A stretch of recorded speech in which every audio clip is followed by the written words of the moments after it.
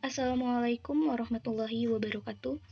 Baik, kali ini kita akan membahas tentang persamaan dasar akuntansi atau contoh soal dari persamaan dasar akuntansi.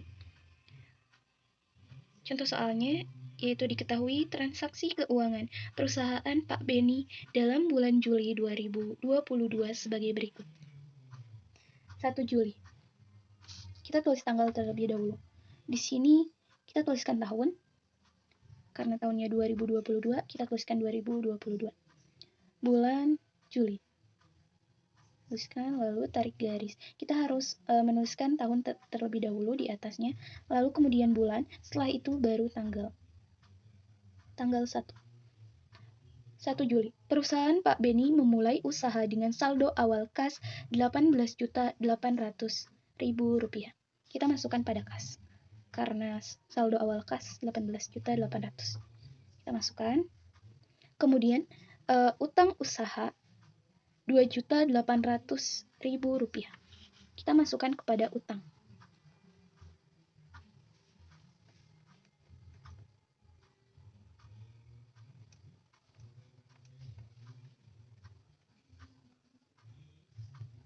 Selanjutnya yaitu dan modal sebesar 16 juta rupiah. Kita masukkan kepada modal.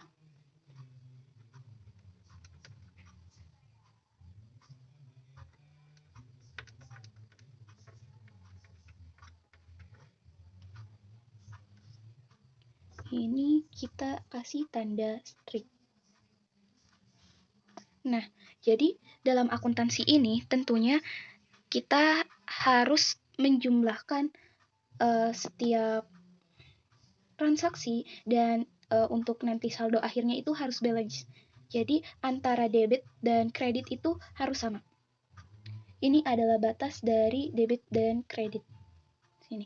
Di mana debit ini dia terdiri dari kas, piutang, peralatan, dan perlengkapan. Sedangkan kredit dia hanya terdiri dari utang dan modal.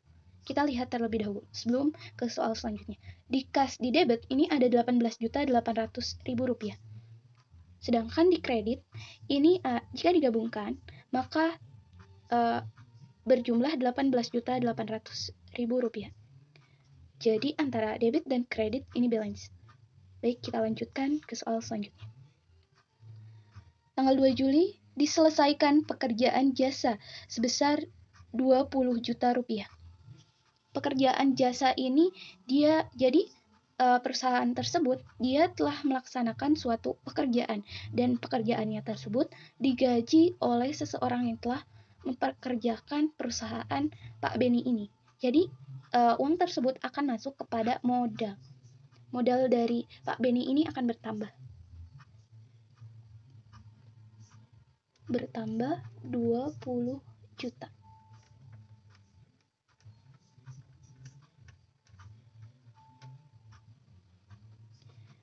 Sebesar 15 juta rupiah diterima tunai. Diterima tunai itu artinya si pembuat yang menjadikan perusahaan Pak Beni ini melakukan suatu jasa, yaitu dia telah membayar perusahaan Pak Beni ini sebesar 15 juta secara tunai. Kita masukkan kepada kas, karena ini adalah suatu dari pemasukan uang pada perusahaan.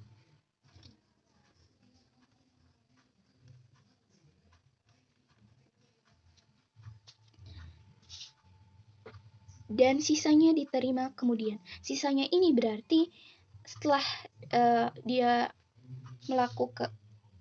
melakukan jasa 20 juta dan hanya dibayar 15 juta, berarti tinggal kita kurangi 20 juta dikurangi 15 juta, yaitu adalah 5 juta. Jadi 15 juta sudah dibayar dan 15 juta lagi dibayar kemudian.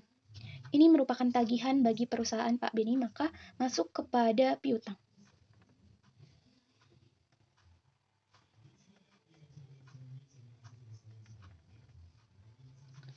Selanjutnya yaitu nomor 3, dibeli dengan tunai alat tulis sebesar Rp500.000. pada 3 Juli dibeli dengan tunai. Dibeli dengan tunai artinya perusahaan Pak Beni ini mengeluarkan uang untuk membeli alat tulis sebesar 500.000. Jika dibeli berarti terdapat tanda kurung di dalamnya karena uang Pak Beni ini dia akan berkurang.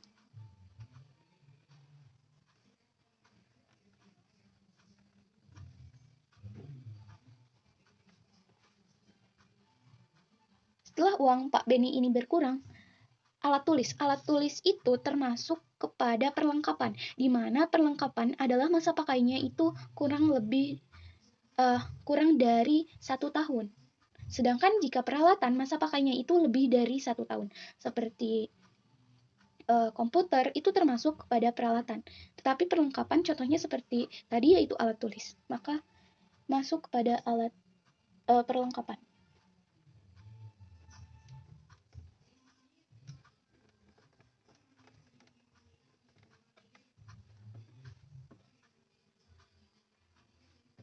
Apakah ini balance? Ya, balance. Di dalam debit, dia min 500.000 dan plus 500.000.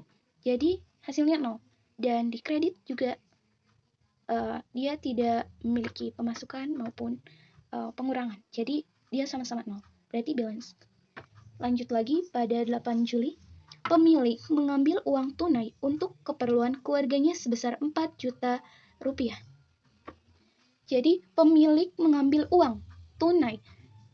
Ya, jadi kas dari perusahaan ini akan berkurang karena uangnya tersebut diambil.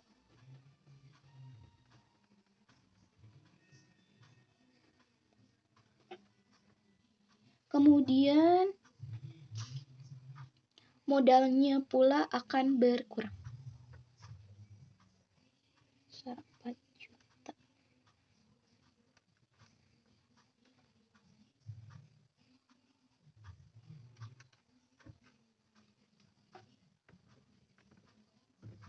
Mengapa berkurang? Karena perusahaan Pak Beni ini dia mengeluarkan uang untuk keperluan pribadi, keperluan keluarganya.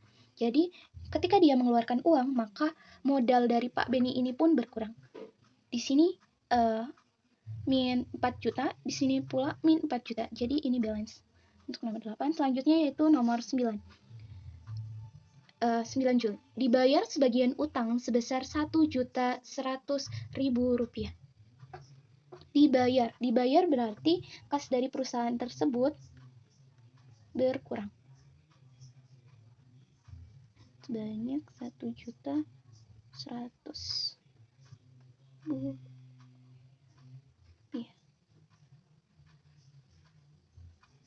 Kas berkurang, kemudian utangnya pula berkurang karena perusahaan Pak Beni ini dia mengeluarkan uang untuk membayar utang. Maka utang Pak Beni, perusahaan Pak Beni pun berkurang.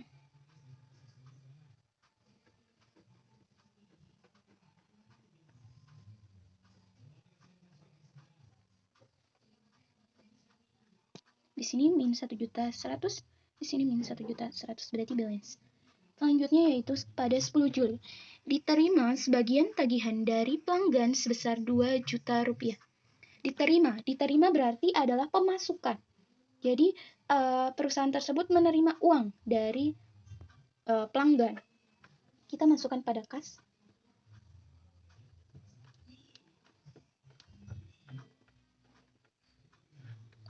Dan diterima sebagian tagihan. Berarti sebagian tagihan dari pelanggan itu sudah dibayarkan dari pelanggan tersebut. Maka tagihan akan berkurang.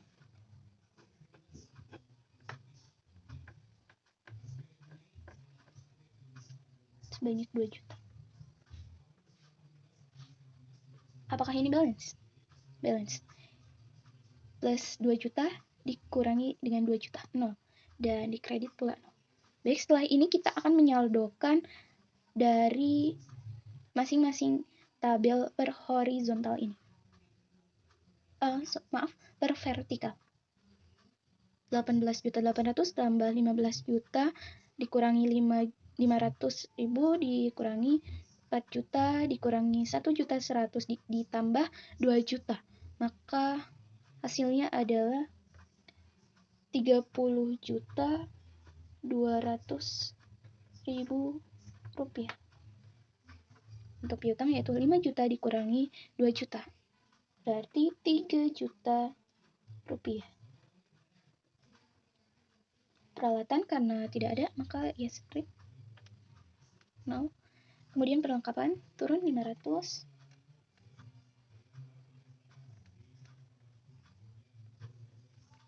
Selanjutnya yaitu utang 2.800.000 dikurangi 1.100.000, yakni 1.700.000 rupiah.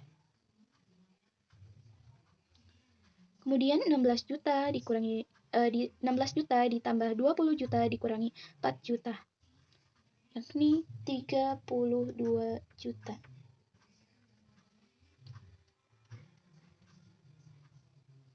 Kemudian langkah selanjutnya yaitu setelah ini kita kelompokkan, gabungkan antara debit dan kredit ini, dijumlahkan. Maka debit ini adalah penjumlahan dari kas, piutang, peralatan, dan perlengkapan. 30.200.000 ditambah 3 juta ditambah 500.000 sama dengan 33.700.000 rupiah. 1.700.000 ditambah 32 juta, yakni 33.700.000 rupiah. Bagaimana? Apakah balance? Debit 33.700.000 rupiah, kredit 33.700.000 rupiah. Berarti ini balance. Artinya persamaan dasar akuntansi ini sudah dianggap benar. Jadi persamaan dasar akuntansi dianggap benar apabila antara debit dan kredit ini ia akan balance. Sekian, terima kasih. Kurang lebihnya mohon maaf. Wabillahi taufiq wal hidayah. Wassalamualaikum warahmatullahi wabarakatuh.